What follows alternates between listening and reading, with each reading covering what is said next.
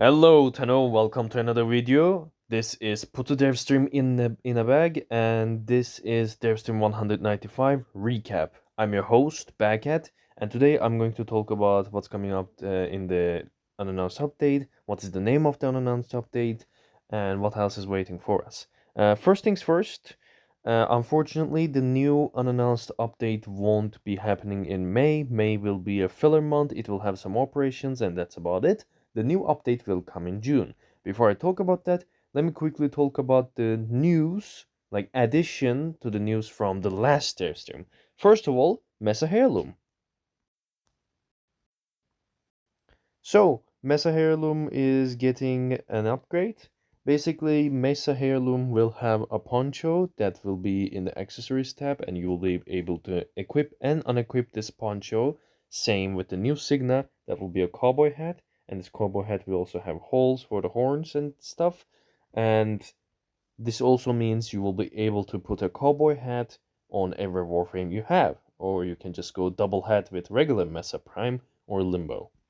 That's the Mesa Heirloom news.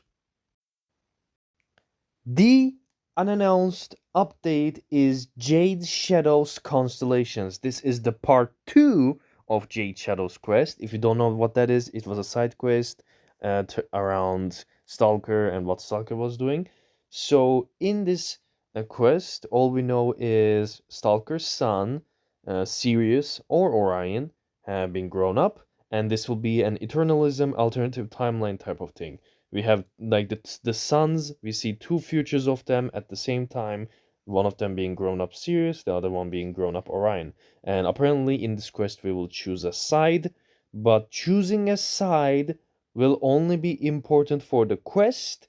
You will not be gate kept by getting the two warframes. You will still get them after you're done with the quest and starting the event to unlock them. So yes, we are getting two new warframes. I'm assuming we will have more info on this in the next update. Also, if you noticed in the cinematic, we have two new protoframes as well. And like I said, this update, which is called once again Jade Shadow's Constellations, this update will come in June 2026, and we will get more info about this quest and the two grown-up Orion and Sirius and on the May Devstream. So we'll have to wait a bit, but until that, we have something to take our time with. And since it's Jade Shadows 2 coming in June, the Jade Operation Belly of the Beast, will be rerunning from May. I think it's May 4th to till June 1st, I'm assuming. Yeah, I think it was June 1st, like the first week of June, first week of May until first week of June, basically. So, yeah, like I said, May is a filler arc. We will just have Belly of the Beast for a whole month. Cool, I suppose. I don't mind.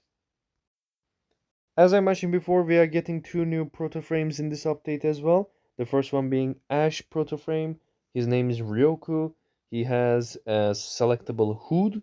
You can remove this hood or you can have the hood on. This is how it looks like with the hood. And let me see if I can find a removed variant. It's a cow. It says it's a cow, but you know what I mean.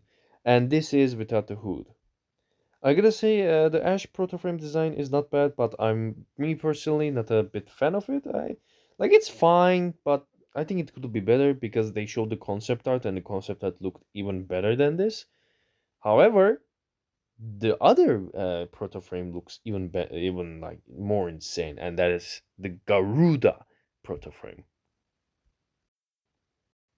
The Garuda protoframe is designed by Liger Inazuka, and her in-game design is also pretty cool. Let me quickly show that. Here is the Garuda protoframe in-game. Her name is Wena, Gemini skin, and she will also be releasing in the Jade Shadows Constellations update. She looks pretty cool. She has a removable whatever that on her like top half is like a sleeveless jacket. You know what I mean? Like you can remove that from her. I'm pretty sure they show it. Yeah, they call it Bolero in game. Basically, you can remove that or you can add it on. I prefer it with it on, and she has a nose ring. She's pretty cool.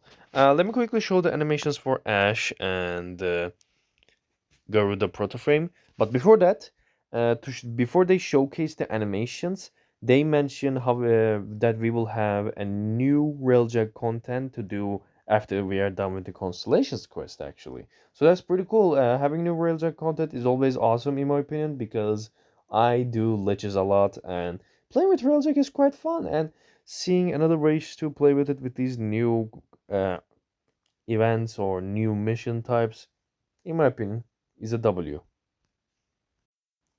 The new Railjack section is going to be open in Uranus. It's called the Kuva Witch, Pontis Tower, and Scoria's Angel. Pontis Tower will be a neutral relay for this new mission type, and the Kuva Witch, I'm assuming, was the Garuda controlled sector, and Scoria's Angel is the Ash controlled sector. So, like I said, in Quest, you will pick a side, and I'm assuming the Railjack stuff will come with an operation as well, where you pick a side. I don't know. Details in May Devstream. The both of the designs look pretty cool, by the way. They show the interior. Let me quickly show. This is the interior of the Ash sector, and here's Ash's Gemini emote. Pretty cool. I like the blood effects. Yeah, I'm a fan of it. I'm still not too keen on buying the skin though, because I think the design could have been a little bit better. But not gonna lie, with the cowl, it looks great. Without the cowl, I'm not too sure.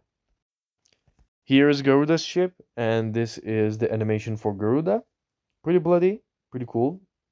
And yes, if you see the human variant soon, she actually licks her blades, which adds some, I don't know, just freakiness, I guess that's all I will say.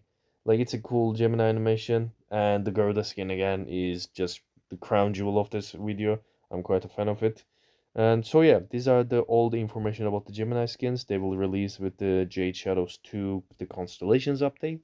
And like I said again, more information in the May dev stream. Here's the show. There was a showcase of Dante Deluxe, but there were many showcases of the Dante Deluxe, so I won't go into that much detail. However, there's some news about the Baruch Deluxe, which is kind of unfortunate. Apparently, Baruch's Deluxe skin gonna be released after TennoCon, like in a patch after TennoCon, because they made a game show in the packs and Baruch's team was the loser. So Baruch is gonna release, but unfortunately, it's gonna be a bit delayed. Post TennoCon means, I believe, August. So yeah, that's kind of sucks for the Baruch mains. I like Baruch as well, but yeah, unfortunately, it's gonna be a bit delayed, so the Dante will be releasing first, and he will also have a special tome skin as well. Nidus got a retouch, ability retouch, similar to what Vauban and Noah got. Personally, I'm quite happy about this. I'm gonna talk about the full details of these retouches in a separate video.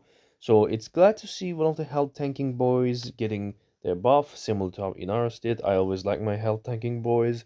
I'm hoping that Banshee and Chroma is on that list as well for the next in the line for retouches. But yeah, Nidus getting a buff is pretty cool, and I will talk about it in a separate video. So that's about it for this segment.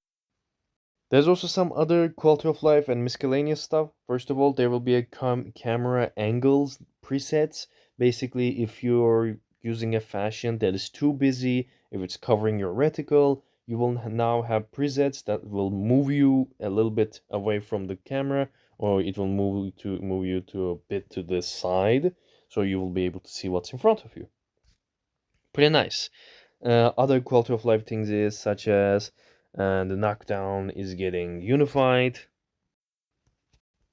What that means is knockdown animations won't be like different stuff. It will have a singular animation. Damage over time effects will have their own HP bar indicator. For example, if you toxin proc an enemy, there will be a green bar on their health. Junction boss is gonna get an update. I think they're just gonna do some balancing around them. I didn't understand what that was, so I think did some AI refreshments or some maybe damage balance so they don't one shot you, something like that.